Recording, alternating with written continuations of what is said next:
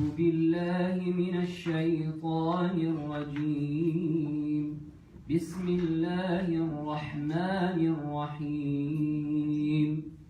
إن الذين قالوا ربنا الله ثم استقاموا تتنزل عليهم الملائكة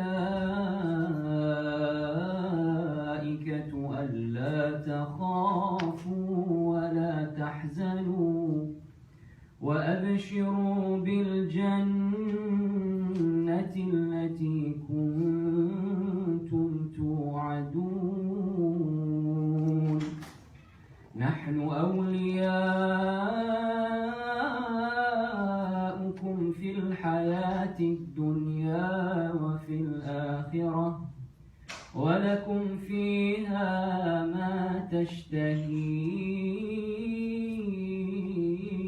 أنفسكم ولكم فيها ما تدعون نزلا من غفور رحيم.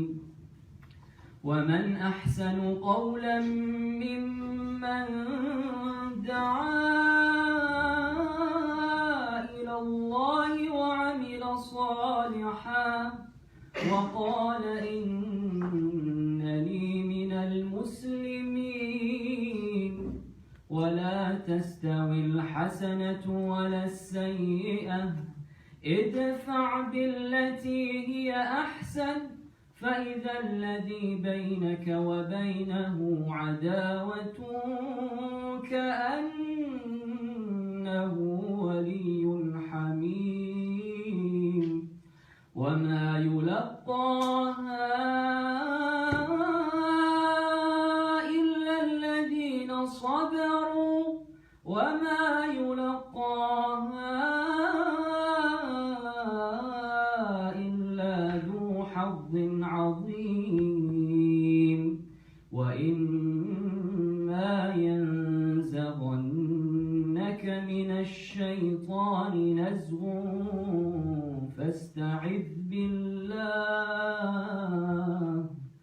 فاستعذ بالله إنه هو السميع العليم. صدق الله العظيم.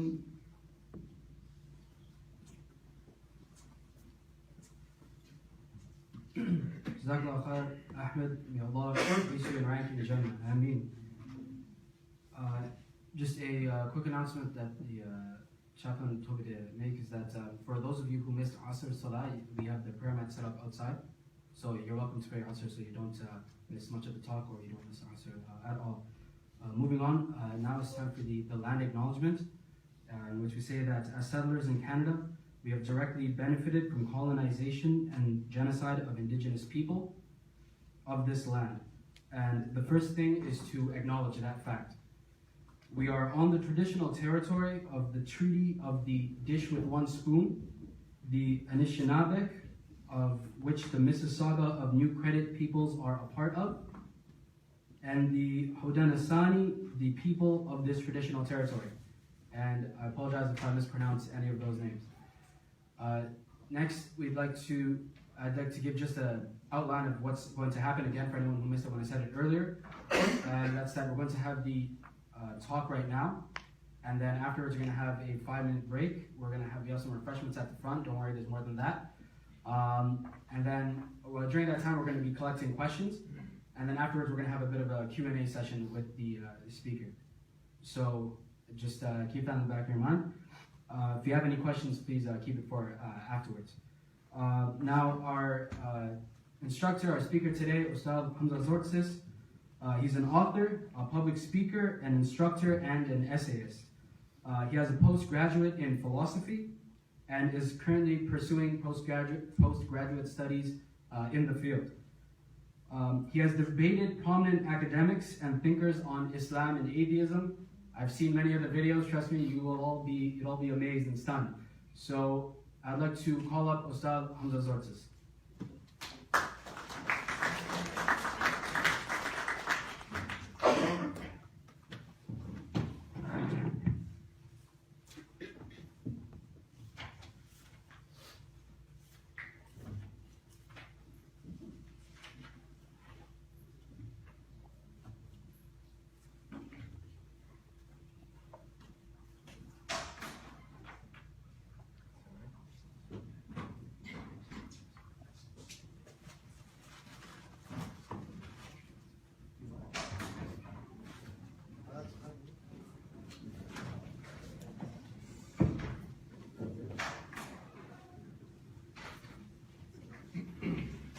Bismillahir Rahmanir Rahim. Alhamdulillah wa salatu wa salamu ala Rasulillah. Brothers and sisters and friends, I greet you with the warmest Islamic greetings of peace. Assalamu alaikum wa rahmatullahi wa barakatuh. How's everyone doing today? Good? Great? All good? Amazing? Brilliant. I just got off a flight, so bear with me.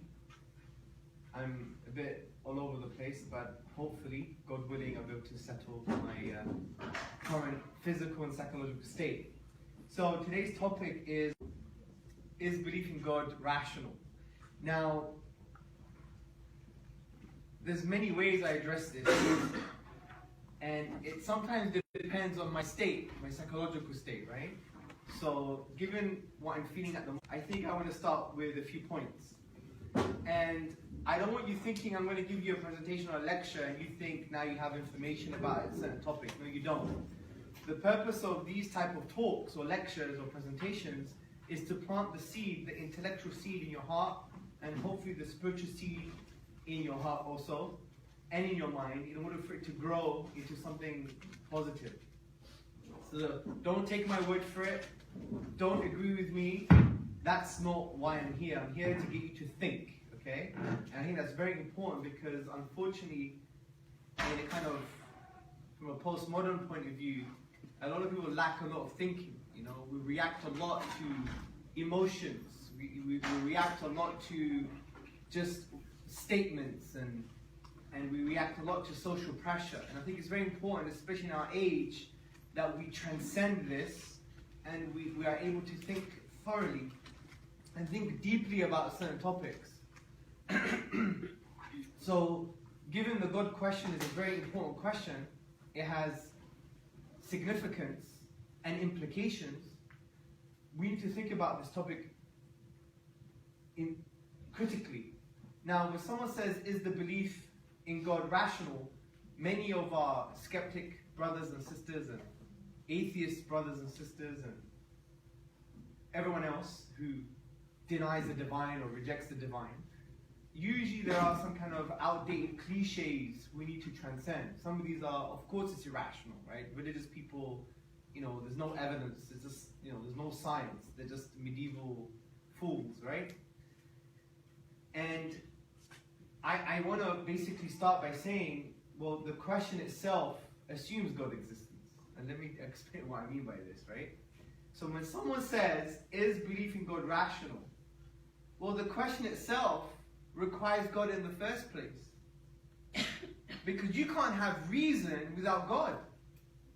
Whether you like it or not, whether this makes you feel happy, sad, or you're indifferent, it's irrelevant. Forget your emotions, they're irrelevant to this topic, right? We're talking about reason here. So let me repeat. You can't have reason without the divine. Let me justify this. Before I do that, let's talk a little bit about atheism.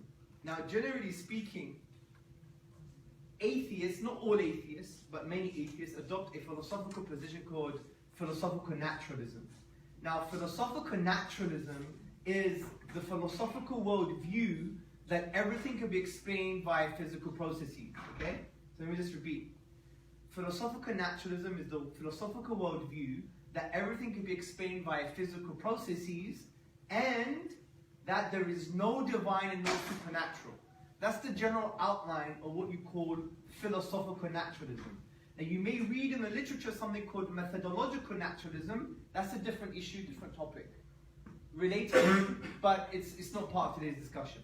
So generally speaking, many, especially the ones online, the kind of, you know, anti-God warriors online, they basically adopt philosophical naturalism in some way. They deny the divine, which is obvious. They deny the supernatural, which is obvious. And they believe everything can be reduced to physical processes. They could be explained by physical processes. Now, what's interesting is that not all atheists are philosophical naturalists. So we have to be intellectually fair here, because there are many academics, for example, Professor David Chalmers, he's a philosopher of the mind. He's not a naturalist per se.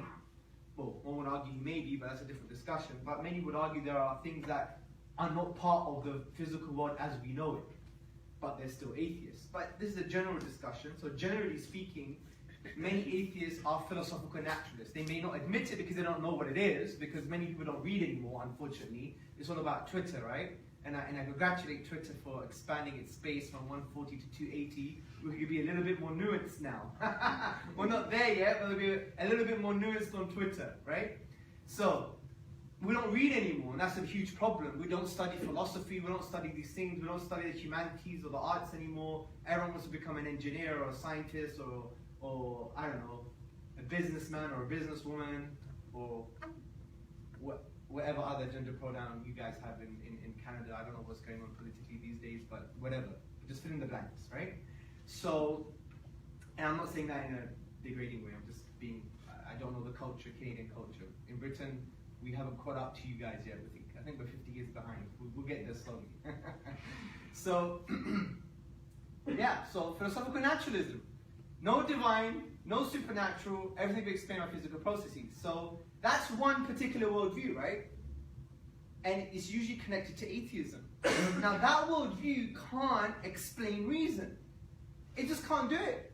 I'm just so sorry. I've been thinking about this for a while. In actual fact, it was part of my postgrad dissertation, and my conclusion was, well, I'm sorry, atheism can't account for rationality. Now, what do we mean by rationality? That's the question here. Rationality is your ability to infer, to deduce, okay? Now, in science, most of science is based on what you call inductive reasoning or inductive inference. Let me explain what this is. Say, for example, you've observed 1,000 white sheep. Your conclusion may be that the next sheep you're going to observe is going to be white. That's an inference, right? So let me just repeat that again. If you went as a scientist to, I don't know, Mississauga or Fort McMurray or whatever, right? And you say, what are the color of sheep? That's your question.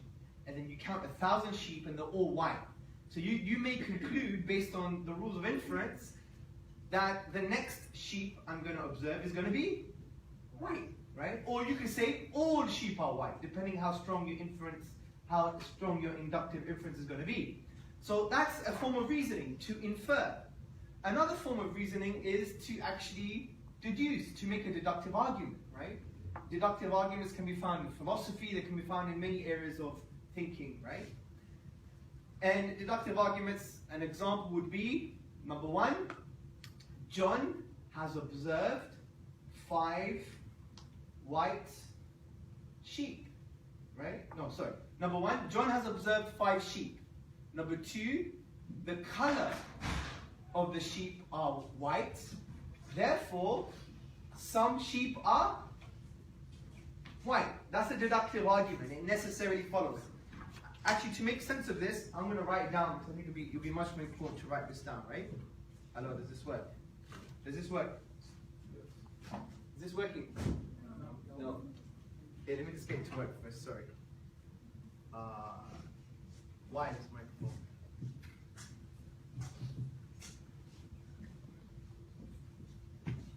Got it. Right. Perfect. So, I do apologize for my erratic beginning. It's the jet lag, but we'll get there. Okay. So, deductive argument. An example, right? So, number one, John has observed 5 sheep, okay? Number two,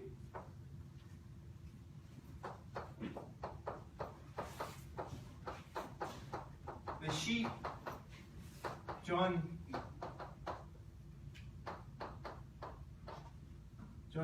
has observed are white.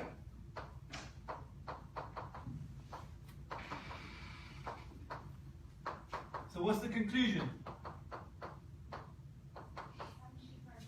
Yeah. Therefore, so this is the short for therefore.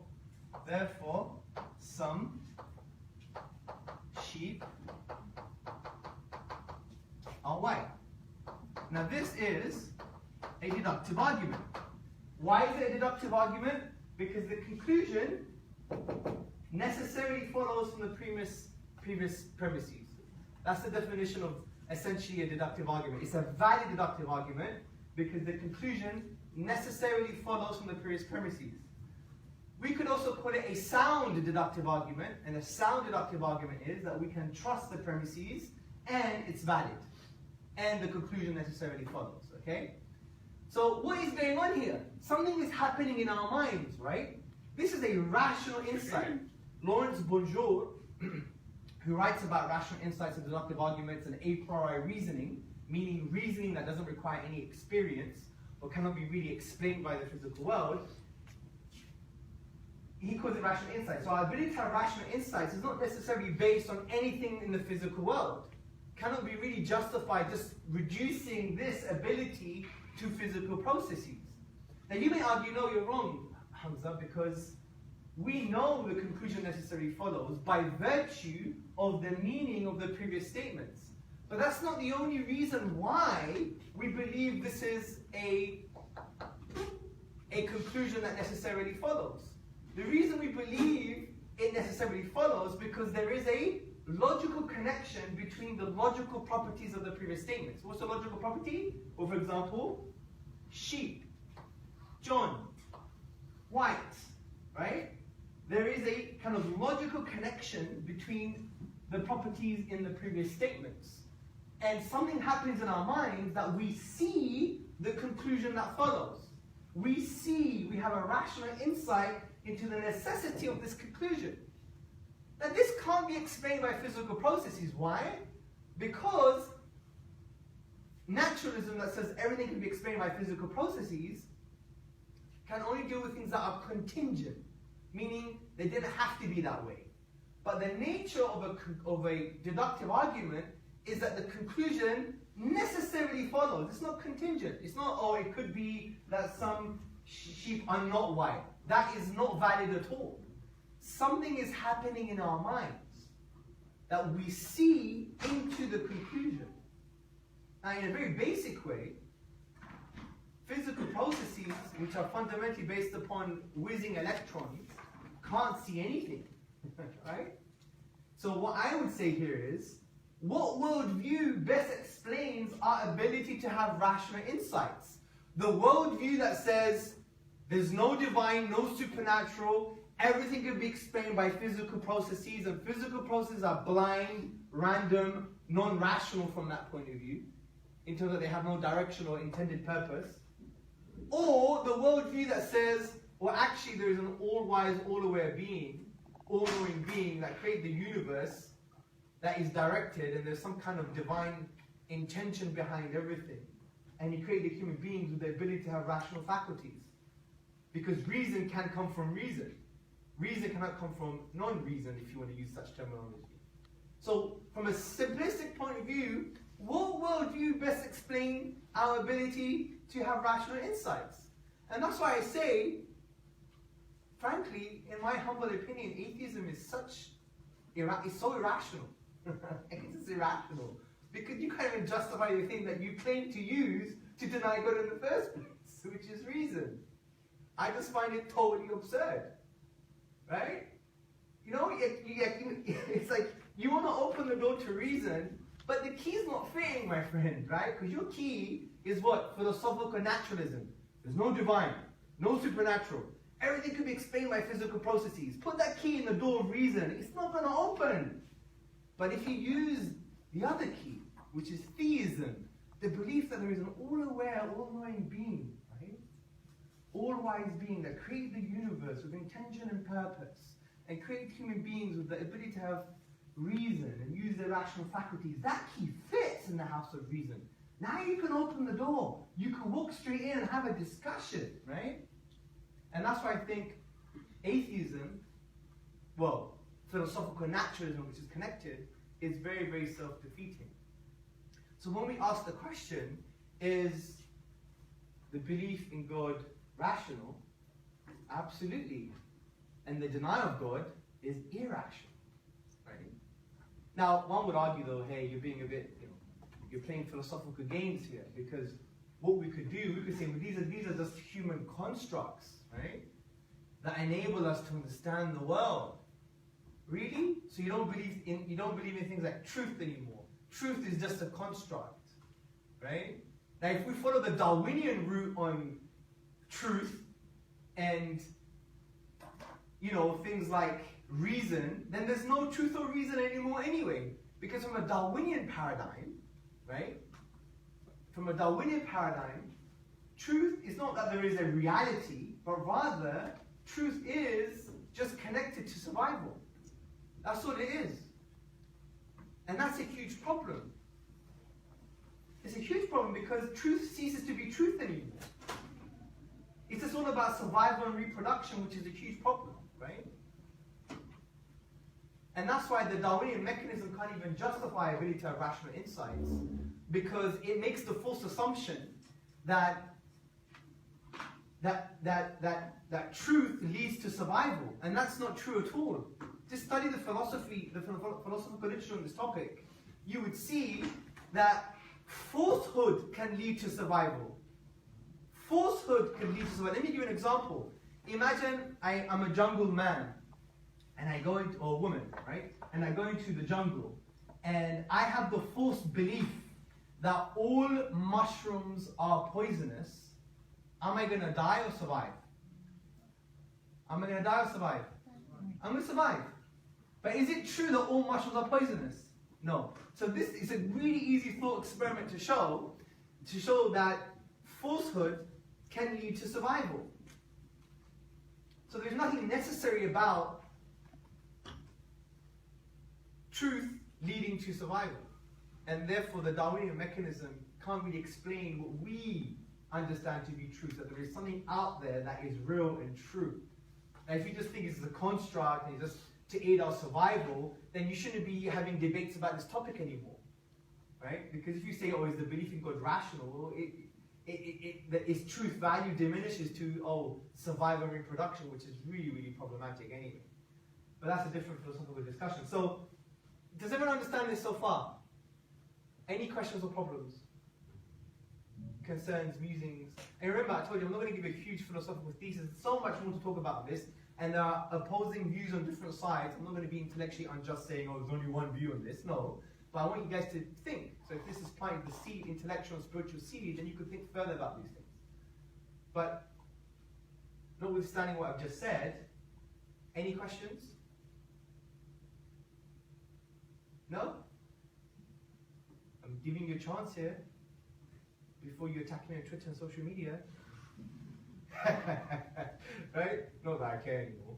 But anyway, so let me just repeat what I've said so far, therefore. This is a deductive argument, our ability to have rational insights, okay? So, one deductive argument is this. Number one, John has observed 5 sheep. Number 2, the sheep John has observed are white. Number 3, the conclusion, therefore some sheep are white.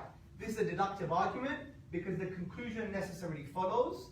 The premises guarantee the truth of the conclusion. There is a logical necessary connection between the conclusion and the logical properties in the statements, okay? And this is a valid deductive argument. Our ability to perform these rational insights cannot be explained from a physical point of view, because naturalism, or the view that everything can be explained just by physical processes, can only really deal with contingent things, because physical stuff is contingent, meaning it didn't have to be there. There is nothing necessary about the existence of physical processes and stuff. But what we're saying here is that this is necessarily true. It's not contingently true, it's necessarily true. We couldn't say, it could be that from these premises we could say some sheep are I don't know, that all sheep are not white. That wouldn't follow, right? You couldn't drastically change the premises too much. This is a conclusion that necessarily follows. And necessity can't really be explained just by physical processes. Another way of looking at it is, this is not just based upon the kind of meaning or the semantics of the statements, and we're making a conclusion. What this is also based on is that there is a logical connection between the logical properties in the statement. For example, sheep, John, and white. There is a necessary logical link that is happening in our minds. It's as if our minds see into a conclusion. We have rational insights that we see into the conclusion that necessarily follows. But if we're just based on blind, random, non-rational physical processes, then how can they see a conclusion that follows? It's like a bus driver going to a destination, he's got a blindfold on. He ain't gonna go anywhere, right? Do you see the point? So what I would say is, what worldview, and this doesn't prove God's existence, by the way, just for you to know. It doesn't prove God's existence. But what I'm saying is, what worldview best explains our ability to have these rational insights, our ability to reason? Is it naturalism, atheistic naturalism, which is that there is no divine, no supernatural, and everything can be explained by blind physical processes? Or is it theism, right? Who believes in this cognitive power with wisdom that created the universe? Do you see my point? What worldview best accommodates our ability to reason? Our assumption that we can reason, right? And we can't just say these are just human constructs because it just devalues truth. And that's very anesthetic from my point of view. Also, if you just argue this is a Darwinian product, then we have a huge problem because it assumes that truth or the ability to reason leads to survival. It does, but it could be the other way as well. That falsehood can lead to survival. So there's nothing necessary here. You see the point? As per the thought experiment I just gave you, I could be a jungle person, I go into the jungle, and I could believe that all mushrooms are poisonous, and that leads me to survive. But that survival was as a result of a falsehood, not a truth, right? So when we ask the question about, God, is the belief in God rational? Well, it's super rational, because it's the worldview that best explains our ability to reason. And atheism really, or technically atheistic naturalism, doesn't even have the door to open the door to the house of reason. It's locked outside. It's going to get chilled. It's going to get cold, right? So that's the summary of what we just said so far. The next point I want to say is this as well. Well, let's think of it from an existential point of view, meaning what does it mean to be? What does it mean to be a human being? What does it mean to exist?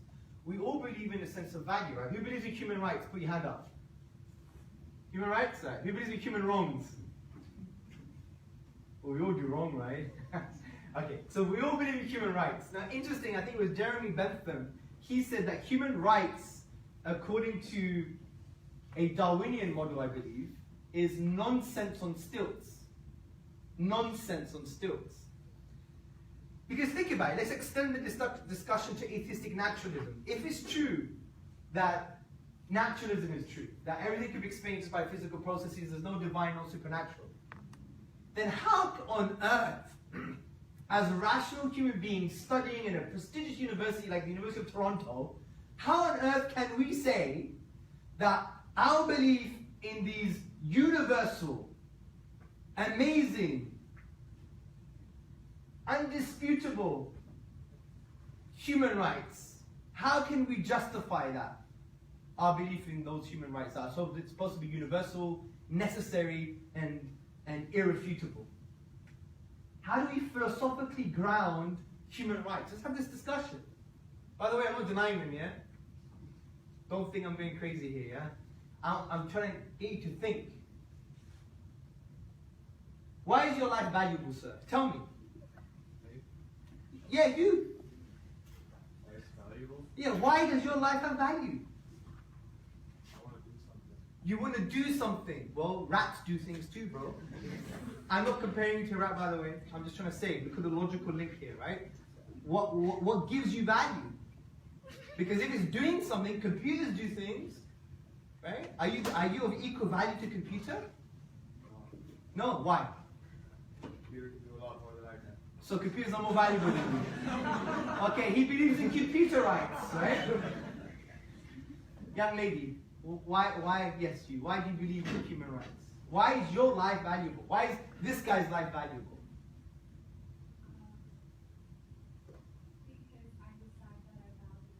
Because you just made a decision, right? Yeah, but why is you making a decision of value?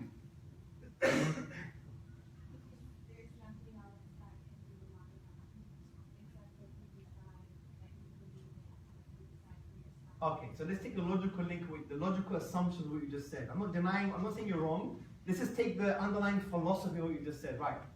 I'm going to decide that I'm Jesus Christ. Right? Are you happy with my decision? Are you happy with my decision? I think that you should be able to decide who you want to be. Okay, but I've made a decision on Jesus Christ. Do you have a problem with that? I do not. You do not have a problem. Okay, good. Now let's carry on the conversation. We've just started. Let's carry on. Right. Say I've now made a decision that I am the president of the world, and I have ultimate authority, and I am the source of morality, and I can kill you, and it will be moral. Do you have a problem with that? I think that you can decide that for yourself, but that doesn't make it true for other people. Good. But I'm just expressing my truth to you. Well, So would you have a problem with that? I'm fine with you expressing the truth. Okay, good. So you're fine with me killing you. Is that what you're saying? Not the action, but your belief. Yeah, well, actions and beliefs are so connected because actions are the result of beliefs, right? So I believe, say I decide, I'm going to make a decision one morning, I'm going to decide that I'm the president of the world, I have ultimate moral authority. That's my decision, right? So I'm just taking what your philosophy or the underlying assumptions behind what you said and applying it to this. I know it's a crude, crazy example, but for our philosophies to work, they have to be consistent and coherent, right? So I decide to be the president of the world, and I am the source of morality, right? And I'm going to decide that it's whatever I do is moral because I did it, because I am the source of morality. Now, the reason I'm giving you such an example is to show the incoherence of sometimes our perspectives and worldviews, right? Because we can have this kind of like faux liberal attitude to life, but it doesn't work because we're going to have some moral boundaries somewhere. And that's my point. So the moral boundaries for many of us would be don't harm anyone, right? It would be life has value, right? So that's what I'm saying. Why does something like life have value? According to a naturalistic worldview that believes that everything can just be reduced to physical processes. And this is my challenge here today. You cannot find a philosophical justification for human value in a coherent way if you adopt atheistic naturalism. Because according to atheistic naturalism, there's no divine, no supernatural, right? Everything can be explained by just physical processes. Then you're no different from a bacterium on the posterior of a dead, rotting rat. No different! Intellectually. Forget our emotions. Our emotions are irrelevant here. If you want to be emotion sentimental, let's go watch a movie with popcorn, right? Let's just be real. If a dead rat is just a rearrangement of electrons and carbon, and those things are just reduced further to physical processes, and me, the alive Hamza, is reduced to physical processes, which is further reduced to electrons whizzing around, why is there a difference in value between the two different arrangements of physical stuff? Why? I want to know why. Tell me. Educate me. I want to know. From an atheistic, naturalistic point of view. By the way, I'm not saying that atheists don't believe in human value. Of course they do. It's all in our souls. I'm saying, can it be justified with that philosophy? Because if you really think about it, there's a dead rotting rat, which is a rearrangement of carbon and molecules and physical processes and different interactions of electrons whizzing around. And me being alive, conscious human being that's supposed to have some kind of value, it's just the same stuff but arranged in a different way. So why do I have more value than a dead rat? I want to know. According to the atheistic worldview. Or, to be fair, philosophical naturalism, atheistic naturalism. Is there a difference? Guys, challenge me here. I want to change my mind. Tell me. Talk to me. Let's think about this. Is there a difference? Philosophically. Forget emotions, because we all believe that hopefully I have more value than a rat. Well, most of us at least, yeah? So tell me, what's the difference? Yes? I don't think there would be a difference from an atheistic perspective because there's no concept of morality. That's right? unfair. Atheists do Because have a I'm concept. saying that Yeah. when you say reason, right, the social structure, what is right, what's wrong, killing cows, we kill cows, right? But then they're living things too, right? If you compare it to us, killing humans, we're not allowed to kill humans because they have feelings. But killing cows, they don't have feelings. It's based on an assumption, right? So Okay, fair enough. that's like my point. Cool. Yes, sir. Would someone say that philosophical naturalists would believe that even though, I guess, creatures are made up of the same atoms and molecules and whatnot, they're at different stages in the evolutionary process. So therefore, a human being would be able to rationalize things to a different extent than, I don't know, like a So what? But how does that make any difference according to the Darwinian mechanism? Darwinism doesn't give a damn about using your brain, bro. It just cares about survival. So I mean, Do you see my point? But wouldn't they say? I don't care if he's doing myself. I'm just saying, wouldn't they say something like that evolution or the evolution was used as a means of survival because they picked up skills that would help them to learn how to. Yeah, fine, great, fair enough. But why does that give them more value? No, I would say that because their reasoning helps them to better survive, or the value. Okay, so now you're saying what gives value is the ability to survive. Well, I'm just saying that. Yeah, but that's what we do. We just critically analyze what people would say, Yeah. hypothetically. So if they're saying what is of value is the ability to survive, then I would just ask the question, why is that of value? Because your feelings and your emotions or your intuitions that survival is good is just, according to philosophical naturalism, neurochemicals firing in your brain, which are reduced to physical processes, which are reduced to electrons whizzing around in a random way. So my point is, where is your ultimate grounding for things like human rights? Right? So my point here is, for me, just philosophically, you can ground your sense of human value in the divine, right? Because he's universal, he's outside of the universe, he can make the universal moral claim, he is objective by definition because he has the totality of wisdom and knowledge. And if he says that he's honored the son of Adam, the human beings, then you have been given value and honor by the one who knows all. And he has the totality of wisdom and knowledge, and he's objective, and he can make them objective moral claims external to the universe. Do you see? But if you say my worldview is denying the divine, and my worldview is that there is no divine, no supernatural, just all physical processes, then all you can say is, well, the only reason I'm preferring one arrangement of physical stuff over another arrangement of physical stuff is because of more physical stuff that's happening in my brain. Do you see my point? Philosophically, it doesn't give much grounding. That's the issue. So that's why if you do truly have those strong intuitions of like human rights, and you put your hands up, right, and of value, then think a little bit further as students and thinking, well, how can I ground that philosophically? How can I ground that? Can it be grounded in atheistic naturalism? And this is interesting. Why don't we have these conversations? Ask yourself that question. Why is it? Why is it we don't have these conversations, right? Because people don't want to think anymore. That's the problem. People don't want to think anymore. So that's another aspect of why I think it's more reasonable to believe in the divine from that point of view, because it makes sense of a very strong intuition of human value, right? Human value and human life itself, which is extremely important.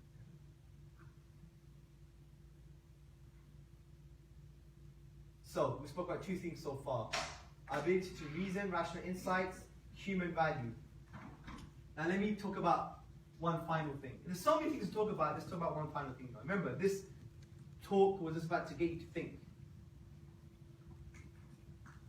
And this is more refers to the Islamic spiritual tradition as well. Right, let me pick on someone else. Who am I pick on? Let's pick on this brother at the back. What's your name? Ambassa. What or who do you love the most?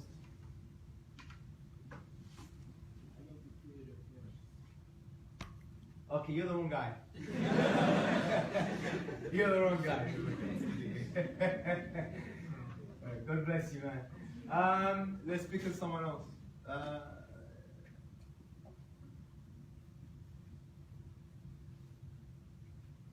You, sir.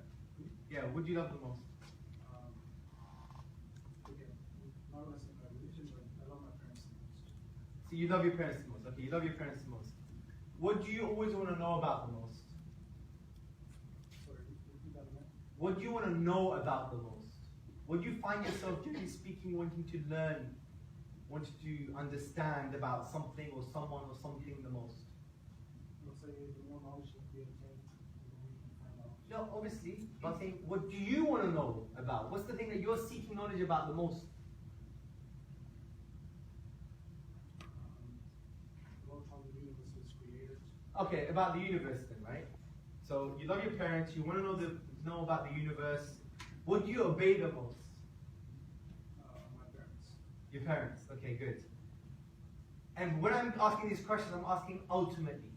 Because we obey many different things. So let's just hypothetically say you ultimately love your parents the most. You ultimately just want to know about the physical happenings of the universe the most. And you ultimately obey your parents the most. The final question is, what do you ultimately thank the most? These are my parents. Parents, good. So from this point of view, Islamically, you worship your parents. Yeah? So the reason I want to do this exercise is because everyone worships whether you're religious or not, from this definition. The Islamic definition of worship is unlike other definitions, very profound. It means the thing that you want to know the most, or the things, ultimately, the thing that you love the most, the thing that you obey the most, and the thing that you direct your acts of worship to the most, like gratitude. So knowing, love, obedience, gratitude, or acts of worship. This is the definition of worship in Islam. Whether you believe in God, deny God, hate God, whatever you want to call yourself a pseudo-intellectual, a real intellectual, a midway intellectual, whatever the case may be, however you describe yourself, you are in a state of worship from this definition. Because you're always in the state of loving something ultimately the most. You're always in the state of want to know something the most. You're always in the state of obeying something the most. And you're always in the state of expressing gratitude towards something the most. For many of you, it could be Justin Bieber, right? Always checking Twitter profile and, Facebook profile and the magazines and Instagram and what is he up to today. You always ultimately want to know about Justin Bieber. And then you love him the most. You write your little diary, oh, if it wasn't for him, I wouldn't feel great as a human being. I love his music. I love Justin Bieber so much. It's my dream to marry him, right? You obey him the most. If he came on TV and said spinach is good for you, you're going to be eating spinach like it was oxygen, right? And then you worship him from the point of view of showing gratitude because you buy all the memorabilia, you go to the concerts, pay lots of expensive tickets. That's worship. That's your object of worship, right? You want to know him the most, love him the most, obey him the most, and express acts of worship like gratitude towards him the most. This may be a crude example, but you can find many examples in your life of things or thing that you love the most, want to know the most, want to obey the most, and want to direct your acts of worship to the most. So interestingly, human beings are always in a state of worship, if we follow this definition. Whether you're atheist, religious or not, you are in a state of worship. So what does Islam teach us? Just don't have misdirected worship. It's just that's so simple. Islam is so simple. Just don't have misdirected worship. The thing that you want to know the most, and the thing that you want to love the most, and the thing that you want to obey the most, and the thing that you want to express gratitude towards the most, just take that and direct it towards the one who deserves that the most, which is the divine. In the Islamic spiritual tradition, we believe that it's God, the Creator, Allah, who deserves to be known the most, to be loved the most, to be obeyed, and to be worshipped from the point of view to express gratitude towards the most. So what Muslims would say is that human beings, well, the Islamic tradition would say human beings are in a state of worship, but it's about some are directing the worship to the one who deserves it, and some are having misdirected worship. And it's quite interesting because for me, this is about liberation, right? The Quran, it makes a beautiful point in chapter 39, verse 29. It says, consider the condition of two people. One man, he is a slave or a servant to many slave masters, and they're all quarreling. Another man, he's a servant, he's a slave to one master. Whose condition is best out of the two? The person who's a slave to many slave masters, or the person who's a slave to one? Whose condition is best? One. This is a really good analogy to show us that if you don't worship God, you're worshipping things other than the divine, and they're more than one, and they're all quarreling and want different things from you. Peer pressure, ideology, politicians, your friends, celebrity culture, social constructs, social pressure, television, right? Expectations, cultural expectations, right? You're worshipping one of these things, right? And you're in a mess. You don't even know who you are, right? But if you worship God who knows you better than you know yourself and loves you more than your mother does, then that gives you a sense of true liberation. You liberate yourself from the false enslavement to anything other than God. And that's why worship in Islam is the truest act of liberation. It's very interesting that the word for soul in Arabic is ruh, and it shares the same roots as the word raha in Arabic, which means ease and liberty. So it's as if the soul wants that ease and liberty, but it can only be found in loving God the most, knowing Him the most, obeying Him the most, and directing all our acts of worship towards the most, like gratitude. So let me end with the gratitude point. There is something in your life, brothers, sisters, and friends, that is given to you freely at every single moment, and it's priceless. You don't deserve it, you don't own it, and you don't earn it. And it's given to you all the time. And this thing is every moment of your conscious existence. You can't create life, you can't even create a fly. You don't necessarily own it or earn it.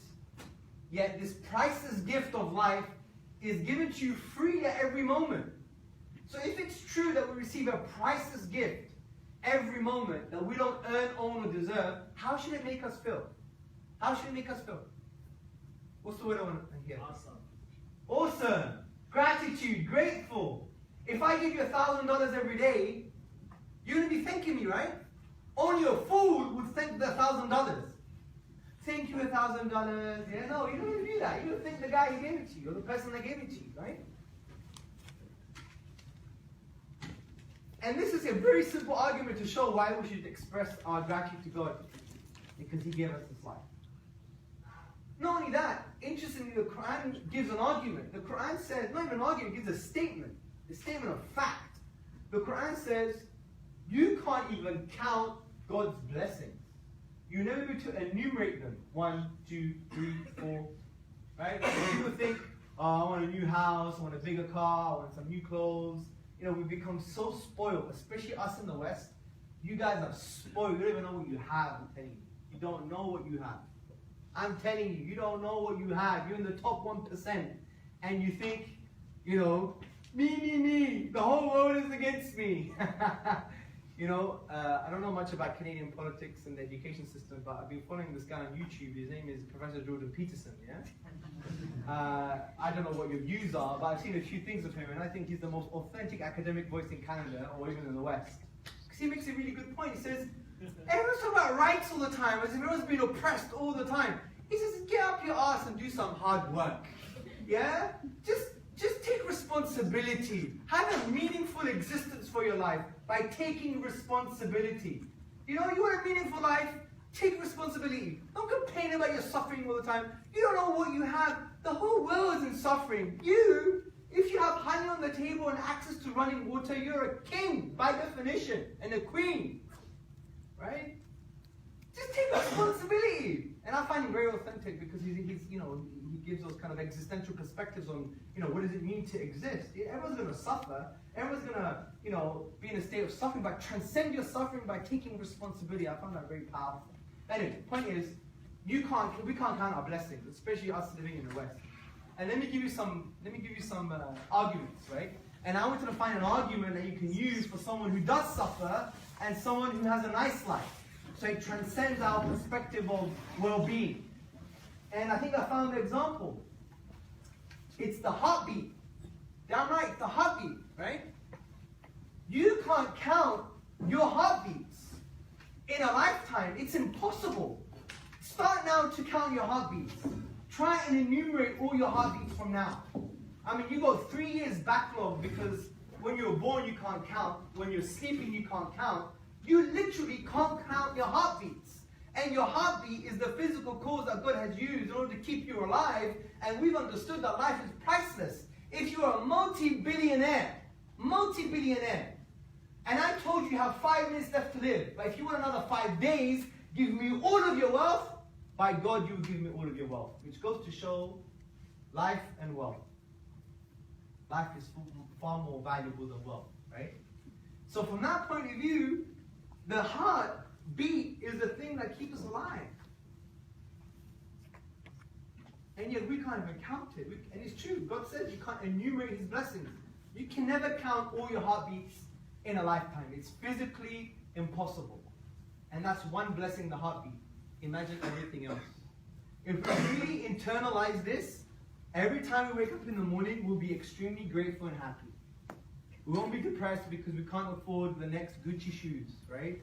Or, we can't afford, I don't know, what do you guys buy these days? Bugatti. You want a Bugatti? Yeah, that's a bit expensive, man. But you see my point? So this was an example to show why God deserves gratitude and thanks, is because we receive something in our life that we don't earn, own, or deserve, but it's freely given to us, which is our conscious existence. And we can't even enumerate this very one simple blessing, which is the heartbeat, which is the physical cause to keep us alive. Imagine everything else. So if you really believe that anything above a heartbeat was a bonus, you would always be in a state of gratitude. Always. I don't think you'd ever be depressed. It'd be very hard. It'd be very hard, unless it's clinical and it's to do with chemicals in your head. But it would be very hard to have a contextual type of depression. Because you'll always be happy. I'm alive, man. I'm receiving something I don't earn, own, or deserve, and it's more of value than any wealth I can accumulate, ever. But we're not taught these perspectives. You know why? Because we're taught that the world owes us something. Now we've got chips on our shoulders, isn't it, yeah? My rights, bro. Yeah, my rights.